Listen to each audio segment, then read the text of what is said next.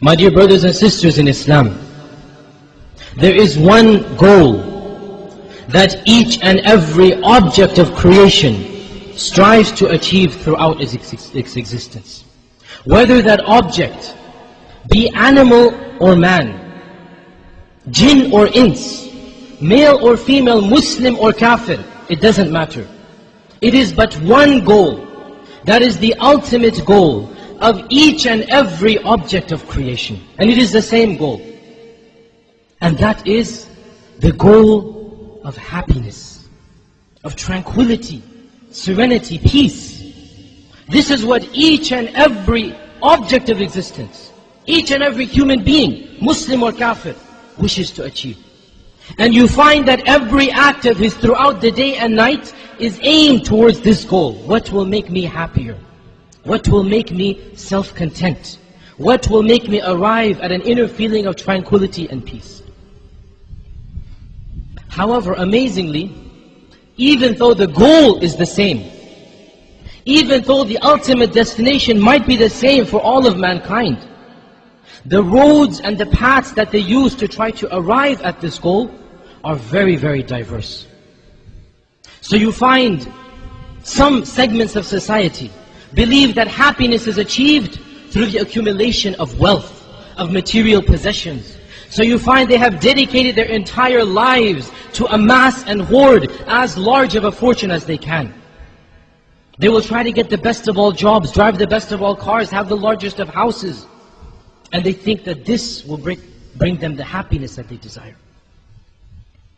Other segments of society believe that happiness and tranquility will be achieved as a result of power, of being able to control society.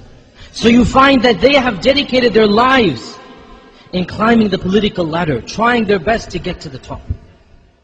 Yet others believe that happiness is achieved through fame, recognition, that he be famous, wherever he go, he be recognized amongst the people. Yet others believe that happiness will be achieved by satisfying one's each and every sensual desires and lusts. So they go after women and wine and drugs and alcohol, and they succumb to each and every temptation that comes to them. And the majority of mankind try to achieve happiness by a combination of these factors. A little bit of this and a little bit of that. Yet, if we were to ask the people who have achieved the heights in these respective fields, the richest, the most powerful, the most fortunate, the most recognized and famous people, if we were to ask those whom the average person of society looks up to as having reached the height of these respective ladders, we ask them, have you finally arrived at this happiness? You have spent 15, 20, 30, 40 years collecting money, becoming powerful, becoming famous. Have you arrived? Do you feel this tranquility that you were seeking for the last few decades? And if they were honest with you, then not one of them could truthfully respond, yes, we have arrived at this destination. Each one will say, no, it is yet to come. I need more money. I need to be more powerful. I need to be more famous. Not yet. But you don't even have to ask them. Statistics speak louder than their words. Do you know that the highest suicide rates in any society are not found amongst the poor, are not found amongst the people who are unknown and not famous? They are always the highest amongst the rich and the elite of society. Divorce rates, the run-ins with the law, drug problems, rehabilitation problems, they are always rampant in the rich and elite of society. Those whom others think have reached the heights, and yet in reality, they are far worse off than they were when they started their journey to come to the top.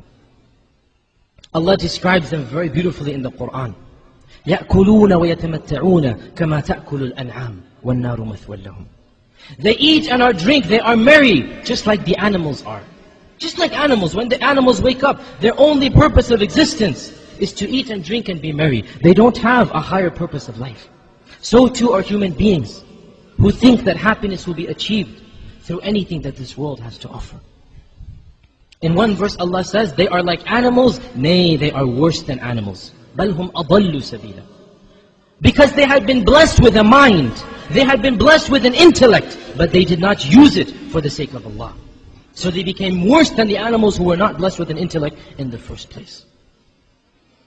So the question arises, my dear brothers and sisters, what then is the road to spiritual happiness?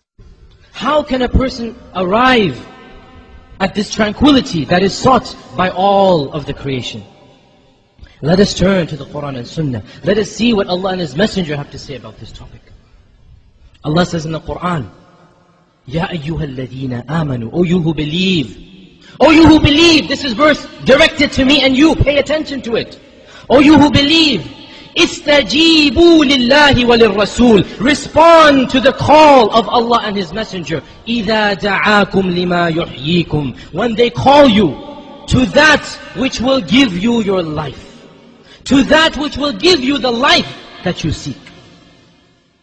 Respond to the call of Allah and His Messenger, and when you respond, you will be given life.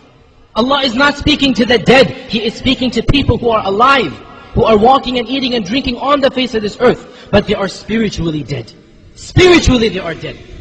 So Allah is saying, when you respond to the call of Allah and His Messenger, when you obey whatever Allah tells you to do, whatever the Prophet ﷺ tells you to do, in this is your life. In this is where you will feel the life that you desire.